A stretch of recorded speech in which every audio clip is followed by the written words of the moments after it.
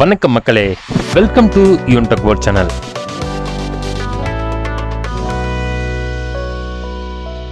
இன்னைக்கு இந்த வீடியோவில் பார்க்கக்கூடிய ரொம்ப முக்கியமான இன்ஃபர்மேஷன், தமிழகத்தில் கோடை விடுமுறைக்கு பின்பு பள்ளிகள் திறக்கப்பட உள்ளது. அதற்கு முன்பு பல்வேறு விதமான வழிகாட்டு நெறிமுறைகளை பள்ளி கல்வித்துறை இயக்குனர் அவர்கள் அனைத்து பள்ளிகளுக்கும் ஒரு சுற்றறிக்கை அனுப்பிச்சிருக்கிறாங்க.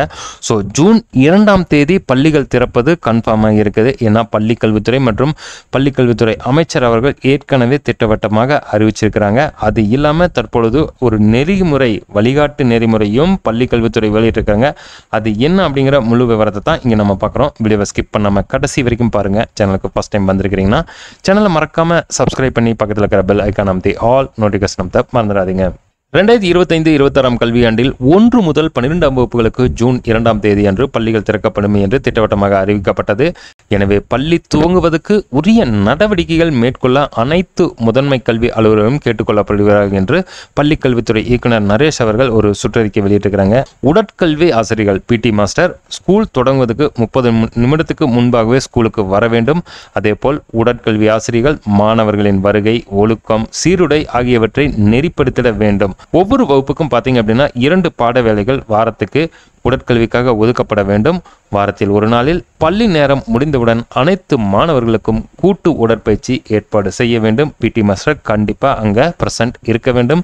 தலைமை ஆசிரியர், உதவி தலைமை ஆசிரியர் முன்னிலையில் காலை வணக்க கூட்டம் நடைபெறுதல் வேண்டும். ஒவ்வொரு வாரம் செவ்வாய்க்கிழமையன்று காலை வணக்க கூட்டத்தில் 6 முதல் 12ஆம் வகுப்பு பள்ளிகளில் போதை எதிர்ப்பு சார்ந்த தகவல்கள், கருத்து பரிமாற்றம் சார்ந்த பேச்சு, கவிதை, சுவரொட்டி, நாடகம், பாட்டு, திருக்குறள், கதைகள் மற்றும் இடம்பெற வேண்டும் என்றும் சொல்லிக்கிறாங்க.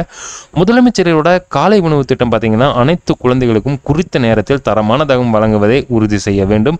மதிய உணவு வேலை முடிந்த பின்பு 20 நிமிடம் 5ஆம் பாட வேலை ஆசிரியர்கள் வாயிலாக மாணவர்கள் சிறார் பருவ இதழ் செய்தித்தாள், பள்ளி நூலகத்தில் உள்ள நூல்கள் போன்றவற்றை வாசிக்க செய்ய வேண்டும். நன்னெறி வகுப்பு வாரத்துக்கு ஒரு பாட வேலைக்கு சம்பந்தப்பட்ட வகுப்பு ஆசிரியர் பொறுப்பேற்று மாணவர்களின் மனநலன் சார்ந்த தகுந்த ஆலோசனை வழங்க வேண்டும். வாரத்துக்கு ஒரு பாடவேளை நூலக செயல்பாடுகளுக்கான நேரம் ஒதுக்கப்பட வேண்டும். இப்பாட வேலையின் போது பள்ளியில் உள்ள நூலக புத்தகங்கள் மாணவர்களுக்கு பிரித்து வழங்கி அவர்கள் படித்து தெளிந்தவற்றை சார்ந்த குறிப்புகளை பாட குறிப்பேடுகள் எழுத செய்யலாம்.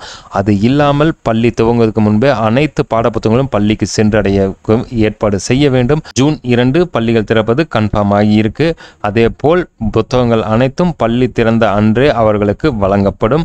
இவ்வளவுதான் நண்பா, இந்த வீடியோவில் பார்த்தா ரொம்ப சூப்பரான இன்ஃபர்மேஷன் பள்ளி கல்வித்துறை வெளியிட்ட வழிகாட்டு நெறிமுறை பற்றி பார்த்தோம். ஏதேனும் சந்தேகம் இருந்தால் நம்ம கமெண்ட் பாக்ஸில் மெசேஜ் பண்ணுங்க. சேனலுக்கு ஃபர்ஸ்ட் டைம் வந்திருக்கீங்கன்னா சேனலை மறக்காம சப்ஸ்கிரைப் பண்ணி பக்கத்தில் இருக்கிற பெல் ஐக்கான் அமைத்தி ஆல் நோட்டிஃபிகேஷன் அமைத்த மறந்துடாதீங்க.